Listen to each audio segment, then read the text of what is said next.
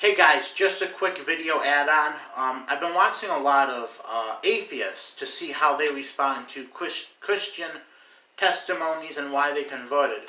And my absolute favorite has got to be Cosmic Skeptic. Sorry, there's so many skeptics I can't keep track of them. Genetically Modified Skeptic. He says the reason Christians convert usually from atheism is due to much more emotional and personal things. And then he goes on to play three clips from Christian converts to atheism, and they're all women. I'm like, wow, women are doing things for emotional reasons? Who's heard of such a thing? I think you may want to change your sample size, or you may want to change a few key factors before you make that claim.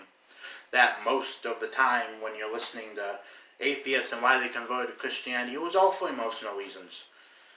You may want to get a more diverse gender cast. Just saying. Genetically Modified Skeptic, in the off chance that you are watching this. Having said this, enjoy.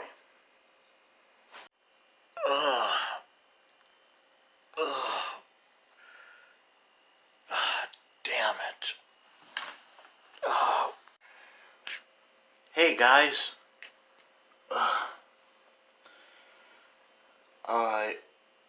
So, turns out I lost a bet, and as a result, every time an atheist in the comments section of my last video accused me of not knowing what atheism was, or doing something dishonest or stupid,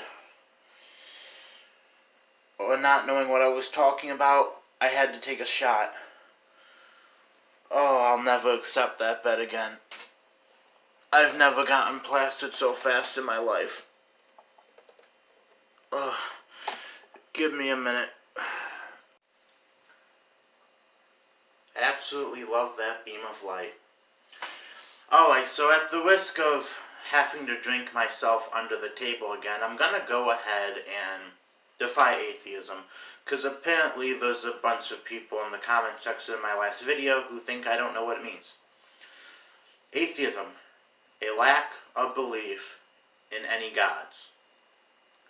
Now, according to Google, there's two categories this can fall under. You could also say a rejection or disbelief, but we don't want any Matt Dillahunty fans getting autistic on me in the comment section. So, that's what we'll be doing with. When I say atheism, that is what I mean. I mean a series, a lack of belief in any gods. In part 1, I explained my foundation for why I believe in a God at all. There are other reasons it would have taken me much longer than 20 minutes to get into, but two of the biggest points were the Kalam cosmological argument and the probability argument. I'd invite you to go back to my video before this and look in the description. I know I said I would put it in there, but I forgot as of recently to actually put it in there. The link to the video explaining how possibly math can prove God is now in there. You can look at it. But of course, as we heard from Aaron Ra, who needs mathematical evidence? Science is all that matters. But either way, now that I was firmly ready to believe in a God, it comes time for me to figure out which gods I come to believe in. I mean, how many of these things can there be? 1, 2, 10? Okay, it's upwards of somewhere close to 8 million. However, in order to have to save myself a lot of time, I had to make some logical conclusions here. 1. I probably will not live long enough to study all 8 million religions and all 8 million gods up close with a microscope. So it stands logically to me that if there is a God who is worth knowing about, he's not going to essentially make it so that I have to travel to the deepest, darkest jungles of Africa to know about him. If you are God, and you're a God worth knowing about, you would certainly at least make it so that your religion doesn't disappear, essentially. Because most of the religion and gods/goddesses are gone. They're no longer active. No one believes in them anymore. So either one, they do exist and they just don't care about anyone listening to them or following them, or don't think letting people know that their religion is the real one is really important. Therefore, why should I care if such a God exists anyways? Or they just simply don't exist. So I chalked up to about the top 10 religions in the world. Buddhism I rejected because I actually really don't even find it to be a religion. I feel like if you call Buddhism a religion, you can call atheism a religion, which, whoa guys, don't start typing yet. I understand it's not a religion, despite how cult-like it may be. But I also in the same way feel like Buddhism isn't really a religion either. It's more of just a philosophy. Same thing with LaVey Satanism. And then I moved on to Hinduism, and I realized that throughout Hinduism, the reason it is a bunch of gods is it's a collection, kind of like, there are Hindu people who believe in the God of the Bible, then they believe in this God and that God. So as soon as I hit Hinduism, especially because mathematically it is more probable that multiple gods created the universe, I had to again make some logical assumptions. 1. Is there actually any evidence for any of these gods? Well, not really, because of all the gods in Hinduism, only a select handful are actually worshipped and, still even well known to Hindus themselves. So I kind of couldn't reason that all these gods are gods that would exist, because if you're a god and you're a god worth listening to, and you're letting this god steal your spotlight and get pushed into the forgotten realm of deities, well, you can't be a god worth listening to, or you just don't exist. Also, if such God does exist, should we listen to them? There's a lot of gods in Hinduism you should not be listening to. Ergo, I could care less if they're real. The fact that I can find no evidence to actually back up how they're real, and Hinduism is essentially just a giant mass of gods from other cultures fitted into one, that kind of really leads me to believe Hinduism, despite having the probable answer, being the probable answer, isn't quite right. Especially if, we could do that in Christianity too, theoretically, accept all the gods and then, but we only worship Jesus. That'd be a real twisted mixture of Hinduism and Christianity. So I rejected Hinduism. Then there came to generally Islam, the second largest religion in the world. I'm not going to lie, as a child, as a tween or early teenager, I kind of liked Islam. Mainly because you got a prophet who tells you if somebody wrongs you or insults you, I've studied Islam, the Quran, and to all you Islamic apologists out there who this may trigger, good luck. You got a lot of stuff to try and explain away here. So, Islam I rejected mainly because I don't want to go to jail. I don't want to blow myself up for a God who thinks that that's the right thing to do. Also, again, is Allah a God worth listening to? To know what Allah says, we have to go to Muhammad, who was the perfect man, Allah's favorite child molester. What are some things that he says? Well, he says things like drinking camel piss is okay and good. That is just That right there is some 16th century logic right there. And I say 16th century because quite a lot of people had some crazy beliefs like that. I know it was more like 300 or 600 BC when he came around. You know, and then, of course, does this world fit the world described by this religion? This was another problem I had with Hinduism. Apparently, in the Quran, Allah created a world that was on the giant back of a turtle. If the multiverse theory is true, I'm not saying generally there exists no universe where the earth is on the back of a giant whale. Actually, it was a whale, not a turtle. But it certainly ain't this universe. You can search the multiverse for that reality. This one ain't it, so Allah cannot be the God of this reality, generally. So I had the moral reason to reject Islam, the observational look at the world around us reason doesn't seem to be fitting. You know, mountains are pegs set down so if the earth doesn't quake, that is actually objectively false. Mountains make earthquakes worse. Then there came the historical reason. Now all you who watch my videos, I love history. If the religion don't line up with history, you already got me in a place where I don't want to be. There's a lot of things wrong with what Islamic history teaches versus what the entire rest of the world teaches. There's no such thing, or at least not that I'm aware of a Muslim Jesus scholar. Because if you thought the atheists were bad with saying, well, Jesus Christ never even existed, boy oh boy, wait till you believe what the Muslims believe about him. He was switched with a doppelganger. Allah whipped him to heaven. Somebody else got crucified.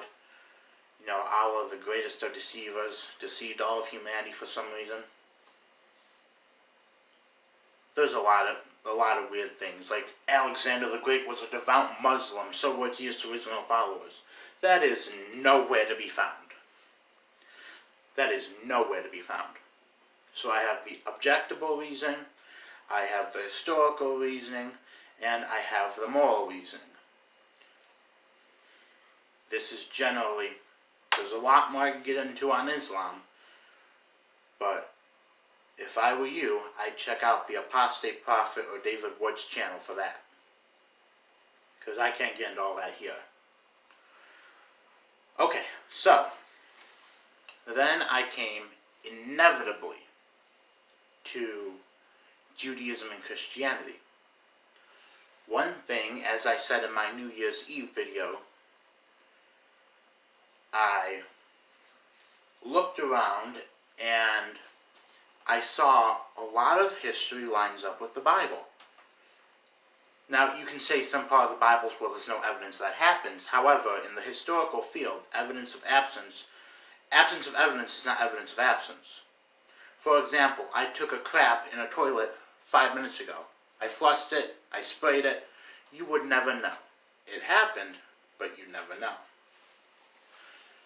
Now, this is explicitly a history thing. When it comes to science, I believe science to be mostly observational, so I don't use that when it comes to scientific matters.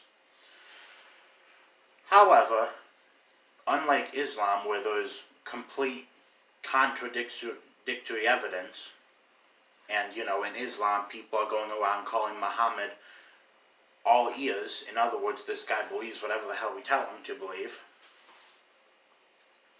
We just kind of had, at best, a lack of evidence for some historical events in the Bible. A lot of them can be proven. And then, atheist scholars like Bart Ehrman, stuff like that, they'll say, okay, well, it happened, but it didn't happen to the extent that it happened. I took that into consideration, and the Bible seems to really line up with history, what we can see. I'm not talking about things like the 6-day creation of the universe. I studied a lot of William Craig and how in 300 AD Jewish historians who said that may not be literal. It probably isn't. So I kind of just accepted that as that.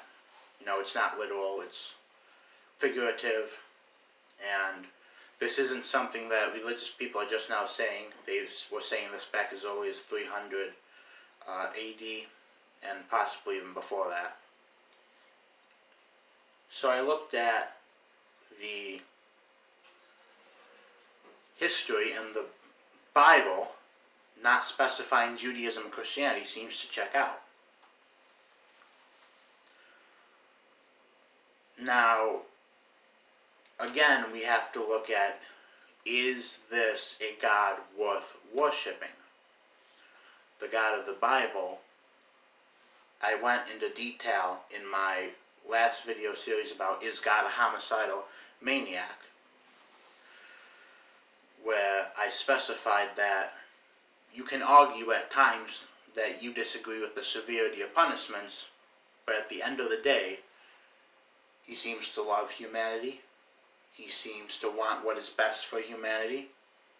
He seems to, you know, be as merciful and hands-off for as long as he can be. And keep in mind, I was still an atheist at a lot of the time of this research, and I realized some hypocrisy that was going on. For example, the flood. You can say God was wrong for killing, you know, the majority of people on the earth. But at the same time, isn't he also wrong if he doesn't? If they're evil and he doesn't do anything about it, and he lets the majority of people go on to commit awful, vile deeds, isn't he then in turn evil? I've said this before, I call this the Superman situation. You're in a position of damned if you do and damned if you don't. Because if you remember in Batman v Superman, Superman was told he couldn't save people, but then that bomb went to the Capitol and he didn't save them. A whole bunch of people are dead now, and it's Superman's fault because he didn't save them. That, I kind of realized, that was one of the big realizations that kind of pushed me away from atheism. Because if you take a lot of things an atheist says criticizing Christianity and turn it around, well, would you have liked this to happen? Well, no. It's not that God's bad, it's generally that they're just uncomfortable with what he's done. They don't like the severity of the punishments, you know, or something like that.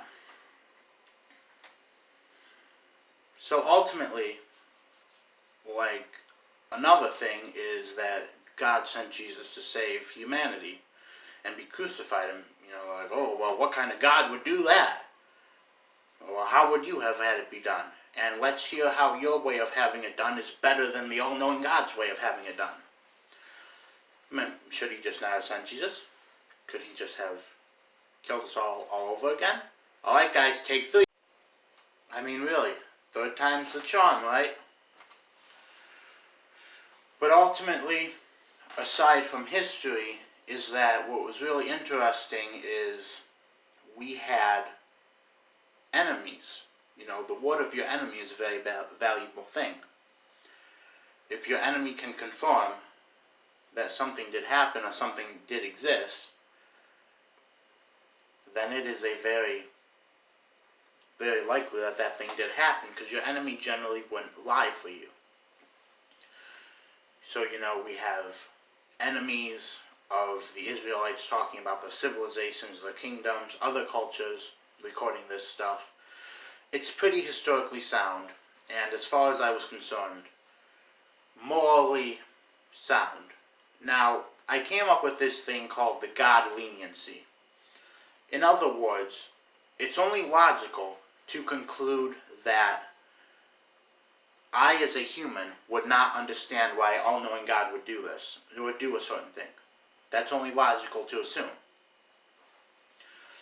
Now, there are certainly some things that would make me strongly reject it. For example, like over there in Islam, you know, stabbing a woman who's breastfeeding for writing you a poem, climbing on top of a 9-year-old, saying God wants you to kill yourself, you know, he'll reward you, and, you know, something like that.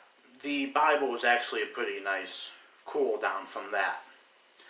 There are some things morally I do not agree with Christianity. I do not agree with what God did. But at the end of the day, it's nothing that I can't say to myself, well, it's only logical that I would not understand why he would do that.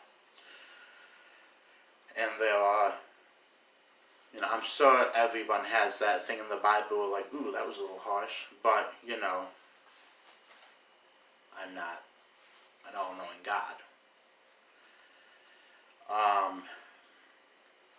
But I really needed something. I was very much warming up to Judaism and Christianity. I thought to myself, well, this God, his religion is the largest in the world. It does say it's supposed to die down in the book of Revelations in the end times. But for now, this God has certainly done a good job preserving his religion. And the fact that China, one of the most anti-theist countries in the world, is soon to be the most Christian country in the world, is also pretty damn cool. Good job, God. You haven't left us. Should have looked at the light when I said that. But, either way, I really needed, that extra something. That extra push. I came to well, this is all good and all. This is all cool.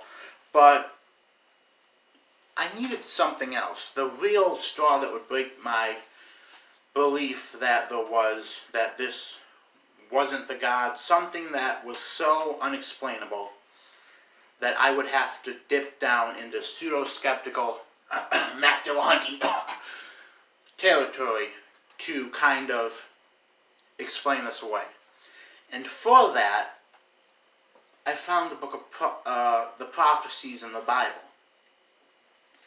Now, there are certainly some prophecies out there that Christians like to stretch. They're like, ooh, the Bible predicted the internet.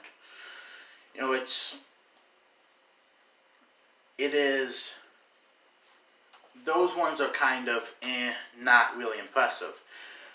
But when you get to things like the destruction of Tyre, for example, another thing Aaron Ra has epically failed at debunking, as David Wright made a video responding to, is the prophecy of Tyre. There's some very, very, very, very odd things in that prophecy that you wouldn't really expect. And not only does the prophecy come true, but we have historical evidence of it. We have non-biblical sources. The book of Daniel is another one, but that one's so good atheists just refuse to even acknowledge that could potentially be true.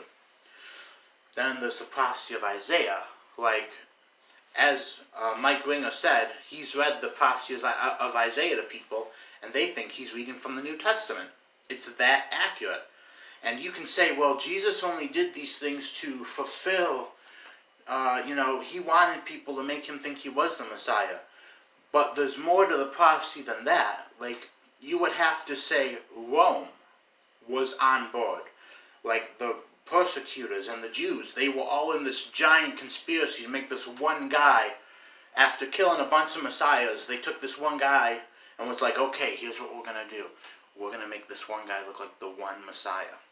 Because the prophecy is such a part of a bigger picture, in order for it to have happened, you would have to legitimately say the Romans and the Jews conspired with the gospel writers to make it look legit. And ladies and gentlemen, if I love me a religion that can tell the past as well as the Bible historically, love me a religion that can tell the future. And then I got to the book of Revelations and I was like, ooh, if there's one time I hope the Bible's wrong, it's... Unfortunately, I don't think it is. Now, there are certainly other ways. Like I said, I would have to pull a Matt Dillahunty and get pseudo-skeptical. Well, I would just have to dismiss everything like he does. Well, I don't know, and I don't know what would convince me. And I'm just not going to do that. Common sense rules. If we were to adopt skepticism as badly as Matt Dillahunty, we would never get anything done. We would never get anything done. Someone comes and stabs your wife. Well, that person did it. But can you really prove that they did it? No. See, in a courtroom, especially in a courtroom, you have something called providing evidence beyond a reasonable amount of doubt. Reasonable being the word that I think Matt Dillahunty and a lot of atheists have missed. In a courtroom, you don't just dismiss everything as, well, I don't know. What would convince you? I don't know. How did this happen? I don't know. Can you say anything besides I don't know? I don't know. At the end of the day, I could sit here and I could go much more into depth. Every day I'm discovering another reason to believe in Christianity. Oh, of course. How did I pick between Christianity and Judaism? Okay. Basically, I became convinced that Jesus was the Messiah for the fulfilled prophecy. I could go on every day on finding more evidence for Christianity. And you can sit there in the comment sections and tell me I'm wrong all you want. Until you can provide some good evidence and not just dismiss everything as, well, I don't know. Common sense rules. Probability, Kalam cosmological argument, historical accuracy, prophecies, and evidence backed up by the enemy. At the end of the day, common sense rules, Christianity is by all means the most likely true religion. Therefore, it is the religion I have subscribed to. Now, there's probably a lot of things you can probably say. For example, Trey, I know Islam teaches that the world is on the back of a whale, but Christianity, in the Bible, it seems to say that the earth is a disc. What do you have to say about that? And to that, I will say that is a discussion for another video. I have a whole bunch of topics I want to cover on objections to Christianity. At the end of the day, if you are someone who thinks that it is extremely unlikely that Christianity is true, I have one question to ask you. Do you want to tell me some OBS?